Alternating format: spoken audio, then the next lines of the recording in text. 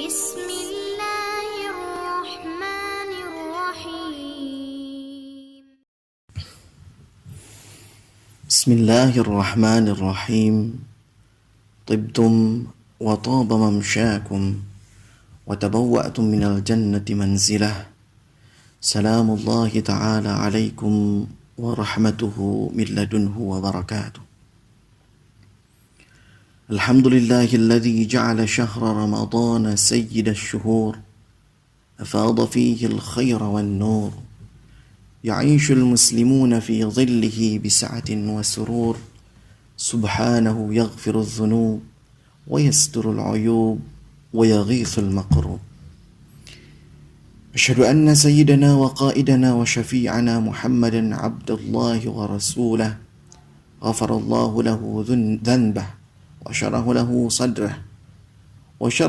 صدره ووضع عنه وزره صلى الله عليه وعلى آله الطاهرين وصحابته الغر الميامين ومن تبعهم بإحسان إلى يوم الدين أما بعد اللهم انفعنا بما علمتنا وعلمنا ما ينفعنا وزدنا علما وزدنا علوما تنفعنا اللهم أرنا الحق حقا وارزقنا اتباعه وأرنا الباطل باطلا وارزقنا اجتنابه اللهم اجعلنا من الذين يستمعون القول فيتبعون أحسنه سبحانك لا علم لنا إلا ما علمتنا إنك أنت العليم الحكيم Akhwatul mu'minat, saudari-saudari, ustazat dari jemaah pengajian online As-Sabiq yang Allah muliakan. Pertama, mari kita panjatkan kesyukuran kehadirat Allah Subhanahu wa ta'ala karena atas limpahan taufik dan rahmatnya kita masih diberikan kesempatan untuk menjalankan rutinitas ketaatan kita di bulan yang agung ini, yaitu bulan Ramadan. Kesyukuran yang harus nantiasa kita jaga dan kita buktikan dalam ketaatan maksimal kita semampu dan sebisa kita. Salawat beserta salam semoga tercurahkan kepada baginda kita Nabi besar Muhammad sallallahu alaihi wasallam, berikut kepada para keluarganya, kepada sahabatnya, kepada tabi'in, atba'ut tabi'in hingga kita sebagai umatnya. Akhwatul mu'minat, Rasulullah sallallahu alaihi wasallam adalah pribadi yang Allah pilih, manusia termulia yang Allah pilih, yang menjadi rahmat bagi seluruh alam, yang mengemban beban dakwah selama beliau berdakwah di Makkah, menghadapi berbagai cobaan, menghadapi berbagai tantangan dalam dakwahnya, sehingga para sahabatnya harus terusir dari kampung halamannya ke Habasyah. Bahkan dianya sendiri, meskipun dari keluarga terhormat dari Banu Hashim dan Banu Muthalib, harus terasing dari kampung halamannya ketika mulai menyeru bahwasanya tiada Tuhan selain Allah, ketika menyeru bahwasanya tiada Rasul, bahwasanya Rasulullah dia adalah utusan Allah. Dia harus terasing ratusan kilometer ke kota Madinah. Meskipun demikian, dengan berbagai kondisi yang beliau hadapi, beliau tidak pernah mengeluh kepada Allah Subhanahu wa ta'ala. Beliau tidak pernah bersedih hati. Beliau menikmati perjuangan itu adalah tanggung jawab sebagai Rasul. Namun ada satu yang beliau adukan kepada Allah Subhanahu wa ta'ala. Ada satu hal yang membuat hatinya begitu sempit, membuat dadanya begitu sesak, membuat pikirannya begitu berat. Yaitu apa? Ini direkam oleh Allah Subhanahu wa ta'ala di dalam Quran surat Al-Furqan ayat 30, di mana Rasulullah Shallallahu Alaihi Wasallam mengadu kepada Allah. Wa qala ar-rasulu ya Rabbi inna qaumi ittakhadhu hadzal Qur'ana mahjura. Wahai Allah, sesungguhnya umatku telah menjadikan Al-Quran terasing dari mereka. Ya Allah, sesungguhnya umatku telah mengabaikan Al-Quran. Itu adalah kesah satu-satunya keluhan Rasulullah Shallallahu Alaihi Wasallam kepada Allah, yaitu apa?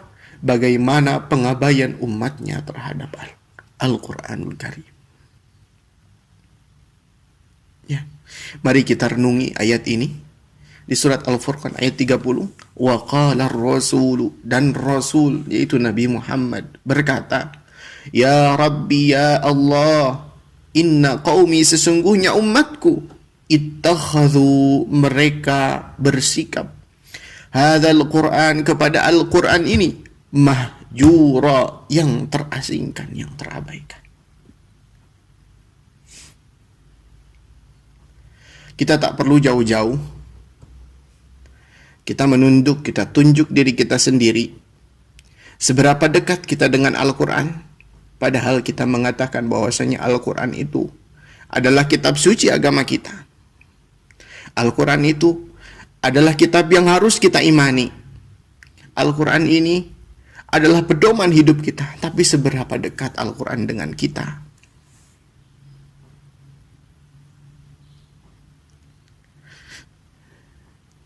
Seberapa dekat Al-Quran dengan kita? Tak perlu menunjuk orang lain. Mari kita introspeksi diri kita. Berapa lama kita mampu bertahan di hadapan Al-Quran?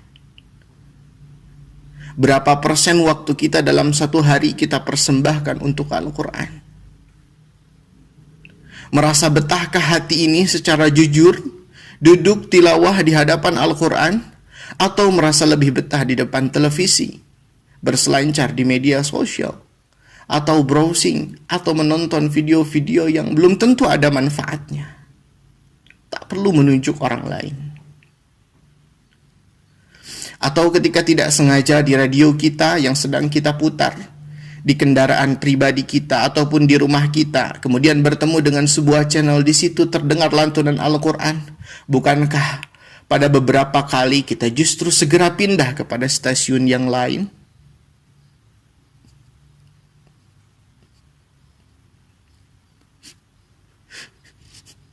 Dalam hari-hari kita, berapa kali kita mentadabburi Al-Quran, padahal kita meyakini bahwasanya Al-Quran petunjuk hidup.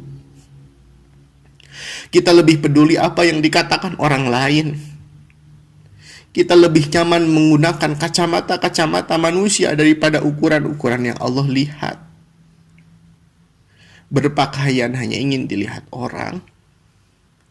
Permasalahan halal atau tidak, permasalahan tidak membuat iri orang lain atau tidak, permasalahan layak atau tidak, permasalahan menutup aurat secara sempurna atau tidak, seringkali menjadi kita abaikan.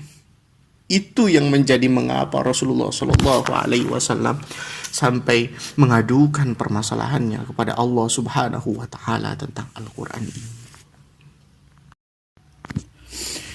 Lalu apa bentuk pengabaian yang dimaksudkan Rasulullah Shallallahu Alaihi Wasallam kepada umatnya? Apa bentuk pengabaian umatnya terhadap Al-Quran yang dimaksud oleh Rasulullah Shallallahu Alaihi Wasallam tersebut?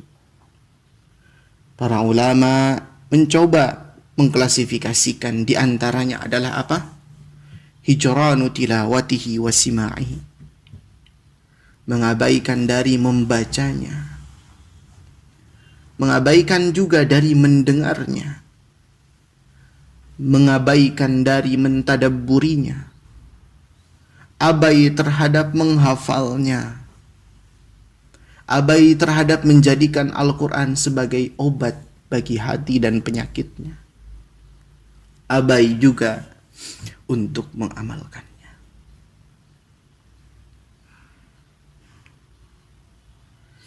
Yang pertama di antaranya yang menjadi catatan adalah yang diadukan oleh Rasulullah Shallallahu Alaihi Wasallam kondisi umatnya, bagaimana umatnya mengabaikan Al-Quran adalah dia abai terhadap membacanya.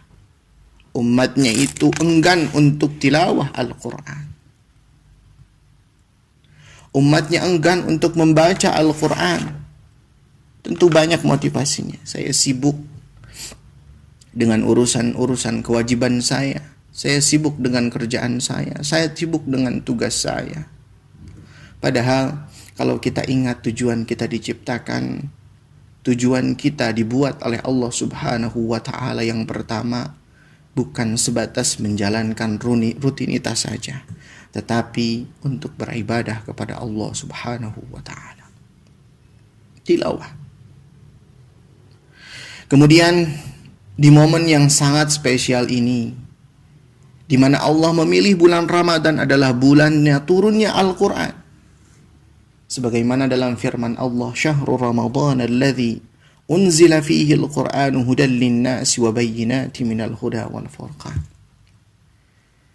Bulan Ramadan adalah bulan yang Allah pilih sebagai turunnya Al-Quran, hudan lin-nas, sebagai petunjuk bagi manusia, minal huda wal furqan, dari petunjuk dan sebagai pembina. Maka dengan mengingat momen spesial bulan ini, dengan mengingat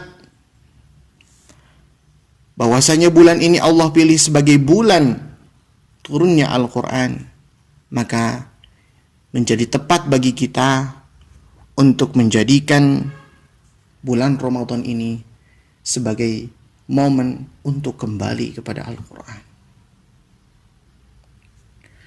Kembali dekatkan diri kita kepada Al-Quranul Karim.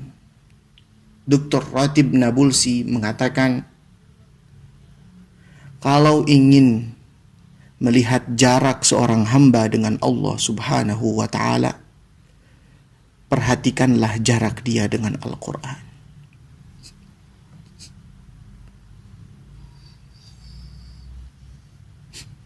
Dusta mengaku bahwasanya dekat dengan Allah Subhanahu wa Ta'ala,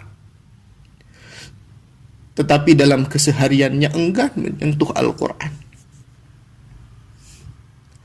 Kalaupun ada, hanya menyisihkan waktu dengan Al-Quran. Padahal jadikanlah waktu khusus untuk Al-Quran. Berapa persen yang kita miliki dari satu hari kita khususkan untuk Al-Quran. Janji Allah di dalam Al-Quran kepada orang-orang yang senantiasa mendekatkan diri kepada Al-Quran berupa kemudahan hidup, kita abaikan. Bukankah Allah mengatakan di dalam Al-Quran, man amila salihan min zakarin aw unsa wa huwa mu'minun falanuhyiyannahu hayatan thayyibah. Orang yang beramal solih diantaranya bertilawah Al-Quran, mengamalkan Al-Quran, mentadabburi Al-Quran, min zakarin aw unsa, dari kalangan laki-laki atau manusia, wa huwa mu'minun, dan dia dalam keadaan beriman, falanuhyiyannahu hayatan thayyibah, maka akan aku anugerahkan kepada dia kehidupan yang baik.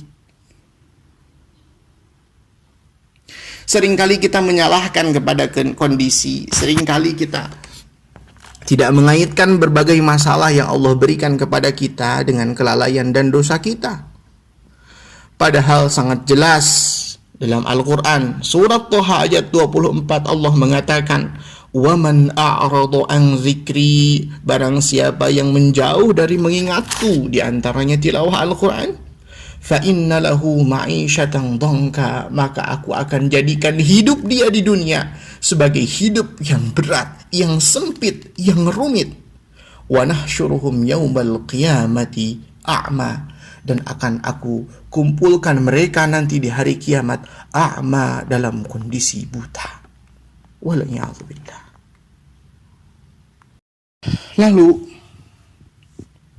setelah kita menyadari pentingnya menjadikan Ramadan ini sebagai momen untuk kembali kita kepada Al-Quran, turn back to Al-Quran, apa yang harus kita lakukan? Mengingat sepertiga dari Ramadan kita telah kita lalui, tentu dengan berbagai bolong-bolong di mana-mana. Tarawih kalaupun dilakukan, kadang ada keterpaksaan. Tilawah meskipun punya target, kadang kita kurang-kurang. Itu lebih baik daripada tidak sama sekali memang. Tetapi di 2/3 yang akan dan sedang kita hadapi, memasuki belasan di bulan ini dan 10 akhir di bulan ini, apa yang harus kita lakukan? Yang diantaranya yang harus kita lakukan, kita targetkan minimal khatam 1 kali. Minimal khatam Al-Quran 1 kali di bulan ini. Malu kita sebagai umat yang mengaku beriman kepada Al-Quran, tetapi di momen bulan diturunkannya Al-Quran, kita tidak mampu mengkhatamkannya walaupun hanya 1 kali. Sungguh malu. Sungguh kondisi yang termasuk kondisi yang Rasulullah khawatirkan sehingga dicurhatkan kepada Allah Subhanahu wa ta'ala. Dan di antara hijranul Quran adalah ketika seorang hamba tidak pernah mengkhatamkan minimal 2 kali dalam 1 tahun, itu termasuk orang yang mengabaikan Al-Quran. Semoga kita tidak termasuk. Mengapa ukurannya demikian? Karena Rasulullah Shallallahu Alaihi Wasallam mengkhatamkan, memurajaah hafalannya selama 1 khataman khusus di malam-malam bulan Ramadan. Jadi ketika Jibril turun di setiap Ramadan, memurajaah, membantu Rasulullah mengulang hafalan Al-Quran yang telah diturunkan 1 kali dalam 1 Ramadan. Ini ada batas minimal. Ya. Kemudian kita ukurkan juga 1 kali dalam 1 tahun, itu minimal. Dan Rasulullah di Ramadan terakhirnya sebelum beliau wafat, Jibril turun 2 kali dan Rasulullah mengkhatamkan 2 kali. Kembali, ya, kita isi 2/3 sisa Ramadan kita, masih ada waktu. Kita perbaiki target-target tilawah Al-Quran kita. Mudah-mudahan dengan kita menargetkan itu, kemudian kita komitmen menjaga adab-adabnya, kemudian memperhatikan juga maknanya, dan berupaya setahap 2 tahap, selangkah 2 langkah untuk mengamalkan isinya. Mudah-mudahan termasuk orang yang Allah jamin berupa kebahagiaan di dunia dan di akhirat. Faman tabi'a hudaya fala khaufun 'alaihim wa la hum yahzanun.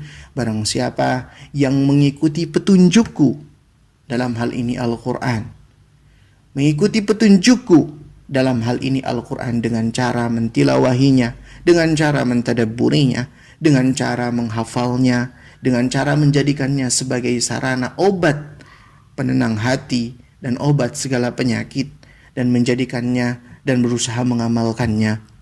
Semoga tidak termasuk sebagai umat yang mengabaikan Al-Quran dan termasuk orang spesial di hadapan Allah, yaitu ahlul Quran wa khassatih, dan orang-orang spesial Allah Subhanahu wa ta'ala.